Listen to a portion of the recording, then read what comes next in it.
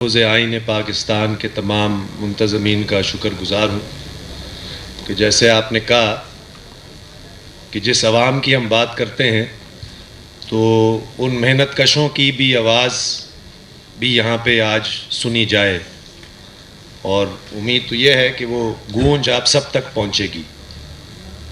میں آپ کو ایک حالیہ واقعے سے آغاز کرتا ہوں۔ آپ تھوڑا سا یہاں سے کانسٹیٹیوشن ایونیو کی طرف چلیں اور آپ پریزیڈنٹس ہاؤس کے ساتھ جو سڑک جاتی ہے بری امام کی طرف، اگر آپ اس طرف جائیں گے، اور اس شہر میں رہنے والے ہر بندے کو شاید اب تک یہ خبر پہنچ چکی ہوگی، تو وہاں پہ واقعہ پریزیڈنٹس ہاؤس اور بری امام کے درمیان ایک 25,000 مزدوروں پر مشتمل ایک بستی تھی۔ اس لیے میں کہہ رہا ہوں کیونکہ وہ 1-2 ہفتے پہلے تک تھی، لیکن آج وہ نہیں ہے۔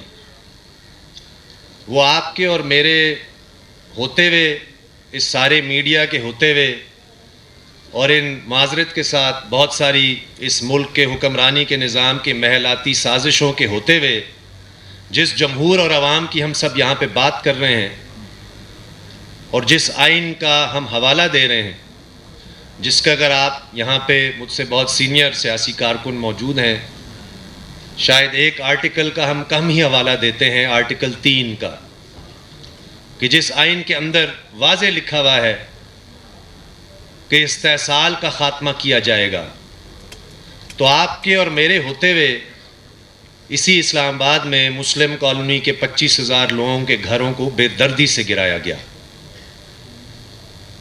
یہ اتفاق نہیں ہے۔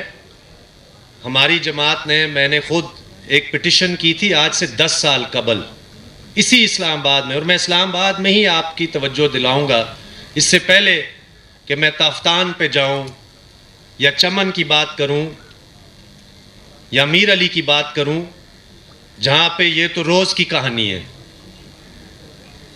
اس سے 10 سال پہلے منڈی کے قریب سیکٹر I-11 میں اسی طرح 25,000 بندوں پر مشتمل ایک مزدور بستی کو بے دردی سے گرایا گیا تھا۔ اس وقت سپریم کورٹ کے چیف جسٹس جناب جواد خواجہ تھے۔ ویسے تو ہم نے بستی گرنے سے پہلے بہت دفعہ پٹیشن دائر کی اس آرٹیکل کے تحت، جو اب تو آرٹیکل ختم ہو چکا ہے، اس بھیانک 27ویں ترمیم کے تحت آرٹیکل 184(3) جو کانسٹیٹیوشنل پٹیشن کا کسی بھی اس ملک کے شہری کو حق دیتا ہے کہ وہ بنیادی حقوق کے حوالے سے عدالت عظمیٰ کو اپروچ کرے۔ جواد خواجہ صاحب نے اس I-11 کی بستی کا نوٹس لیا۔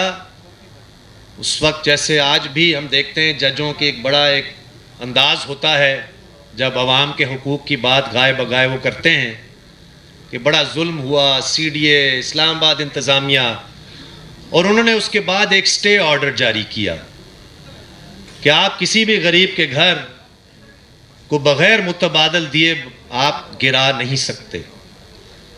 وہ سٹے آرڈر آج تک قائم تھا جناب اعلیٰ، یہ 2 ہفتے تک پہلے تک قائم تھا، آج بھی قائم ہے، لیکن نہ CDA نے اس سٹے آرڈر کو کچھ گھاس ڈالا، نہ اسلام آباد کی انتظامیہ نے گھاس ڈالا۔ دراصل اب یہ جو معاملہ ہے، جو سابق اس ملک کے آمر جنرل پرویز مشرف نے، آپ کو یاد ہوگا، بڑا اعلانیہ کہا تھا کہ آئین تو صرف ایک کاغذ کا ٹکڑا ہے جس کو کسی بھی وقت کسی بھی جگہ پھاڑ کر ردی کی ٹوکری میں پھینکا جا سکتا ہے۔ تو یہ تو معاملہ آج سے تو نہیں چل رہا ہے، آپ سب نے، مقررین نے بات کی، یہ تو 80 سال کی کہانی ہے، اور نہ ہی ہم کسی ایک حکومت کی بات یہاں پہ کرنے آئے ہیں۔ ہمارا تو جھگڑا اس حکمرانی کے نظام سے ہے، ہمارا جھگڑا اس حکمران طبقے سے ہے کہ جو سیکیورٹی کے نام پہ تافتان کے بارڈر اور چمن کے بارڈر کو بند کرتے ہیں، تو وہاں پہ لاکھوں کے حساب سے جو داڑھی دار ہیں ان کا روزی روٹی تباہ ہوتا ہے۔ جو بڑے مگرمچھ ہیں، آپ اور میں جانتے ہیں کہ بارڈر کے کلوجر سے ان کا تو کاروبار بند نہیں ہوتا۔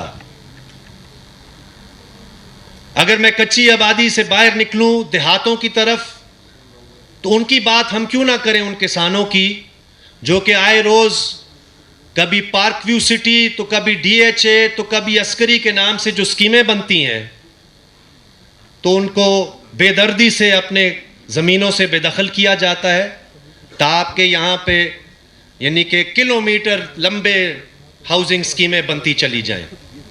جناب اعلیٰ اگر اس ملک کی معیشت مقروض ہے, تباہ حال ہے, تو یہاں کے حکمران طبقے کو تو ذرا بر بھی فرق نہیں پڑتا, اس کی تو عیاشی اسی طرح جاری ہے. یہ جو ہم معیشت کی بات کرتے ہیں یا آئین کی بات کرتے ہیں, کیوں نہ ہم محنت کشوں کے نقطہ نظر سے بات کریں. اس ملک میں تو یہاں پہ عام بندہ تو کبھی شہری تو بنا ہی نہیں. یہ تو اسی طرح انگریز کے زمانے سے جو رعایا کا ساتھ جو رویہ ہوتا تھا کہ رعایا کو کہا جاتا ہے کہ اپنا سر قلم کرو تو اس کو جی حضور کہہ کے گھٹنا ٹیک کر اپنا سر پیش کرنا پڑتا ہے. تو ساتھیوں, میرا آپ سے گزارش کہنا یہ ہے کہ یقیناً آئین کو اور آئین کے ان آرٹیکلوں کو بھی بحال ہونا چاہیے. جب 73 کے وقت محمود خان جیسے یہاں پہ تجربہ کار سیاسی کارکنوں نے اس آئین کو بنایا, اور اس وقت بات صرف آئین کی نہیں ہوتی تھی, اس وقت زرعی اصلاحات کی بھی بات ہوتی تھی. اس وقت صنعتوں کو قومی تحویل میں لے کر مزدوروں کو حقوق دینے کی بھی بات ہوتی تھی. اس وقت ساحل اور وسائل کو قومی وحدتوں کے تحت عوام کو اپنا حق کی بات ہوتی تھی. آپ سے گزارش ہے کہ اس وقت اس ملک کے پاکستان کی جب ہم بات کرتے ہیں تو 65% آبادی نوجوانوں پر مشتمل ہے. یعنی کہ 25 کروڑ عوام میں سے 17-18 کروڑ کی عمر 25 سال سے کم ہے. اس وقت پڑھے لکھے لوگوں کی حالت یہ ہے کہ اگر آپ نے ایم فل ڈگری کیا ہوا ہو اور آپ مرد ہوں تو 3 میں سے 1 ایم فل کے جو گریجویٹس ہیں وہ بے روزگار پھر رہے ہیں.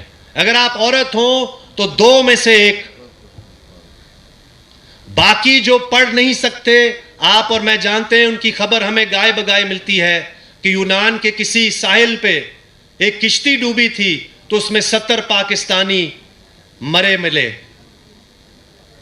یہاں پہ ہیومن سمگلنگ کی بڑی بات ہوتی ہے. جن اداروں کا نام لیا جاتا ہے کہ ان کا کام ہے ہیومن سمگلنگ کو روکنا, وہ خود اس دھندے میں ملوث ہیں. تو آپ سے گزارش ہے, آپ سب سے گزارش ہے کہ اگر ہم نے اس آئین کو بھی بحال کرنا ہے, اگر اس جمہوریت کو بھی بامانی بنانا ہے, تو اس معاشی مسئلے کو ہم سیر فہرست لائیں جس کی وجہ سے اس وقت عوام بھوک سے مر رہے ہیں. سچی بات یہ ہے کہ لوگ ضرور آپ کے ساتھ تحریک چلائیں لیکن وہ مایوسی کی کیفیت میں. اسی طرح آپ نے سامان جو بلڈوز ہوتا ہے, اگر اسلام آباد شہر میں 25,000 مزدوروں کا گھر گر سکتا ہے اور آپ اور میں, ہم تمام سیاسی قوتیں وہاں پہ جا کر اس کو اپنا سب سے بڑا مسئلہ نہیں سمجھتے, تو ہم کہاں جا کر آواران کسی کو پوچھیں گے, یا وزیرستان میں جو ہو رہا ہے وہاں کسی کو پوچھیں گے. تو گزارش آپ سب سے یہ ہے کہ یہ جمہوریت ہے تو جمہور سے ہے. اگر یہ آئین کی کوئی بات ہے تو آئین بامانی اس وقت ہوگا جب عوام کے حقیقی مسائل کو ہم اجاگر کریں گے. روٹی, روزگار, چھت, وہ چیزیں جو بتدریج عوام سے چھینی جا رہی ہیں. اب تو روزگار بھی حکومت کہتی ہے 7% ان امپلائمنٹ ریٹ ہے, ہم کہتے ہیں کہ ان امپلائمنٹ ریٹ کم از کم 25% ہے. تو جب حالت یہ ہو تو لاوا تو ضرور پک رہا ہے, لیکن آپ اور میری سیاسی قوتوں کی ذمہ داری ہے کہ ہم وہ مسئلہ اٹھائیں, اور صرف اس وقت نہیں, بڑی معذرت کے ساتھ, جب اقتدار سے ہم باہر ہوتے ہیں. کیونکہ یہ اقتدار جو ہے, یہ جو حکمرانی کا نظام ہے, یہی فرسودہ ہے. یہ صرف ایک حکومت, ایک ہائیبرڈ رژیم کی بات نہیں ہے. اس ملک میں تو ہمیشہ ہی ہائیبرڈ رژیم رہی ہے. جب وہ خود نہیں آتے تو آپ میں سے کسی کو آگے کرتے ہیں, اور جب آپ کو ٹھوکریں مار کر باہر نکالتے ہیں تو پھر جمہوریت کی اگر ہم بات کریں تو یہ ناکافی ہے. ہمیں عوام کا مقدمہ آج آپ کے سامنے میں لے کر آیا ہوں. مجھے امید ہے کہ اس تحریک کو اور اس مسئلے کو اگر آگے بڑھانا ہے اور اس کو عوامی رنگ دینا ہے تو ان روزمرہ کے حساب سے جو عوام کے ساتھ جو حشر ہو رہا ہے اس کو بھی ہم زیر فہرست لائیں گے. بہت شکریہ. بہت شکریہ پروفیسر ڈاکٹر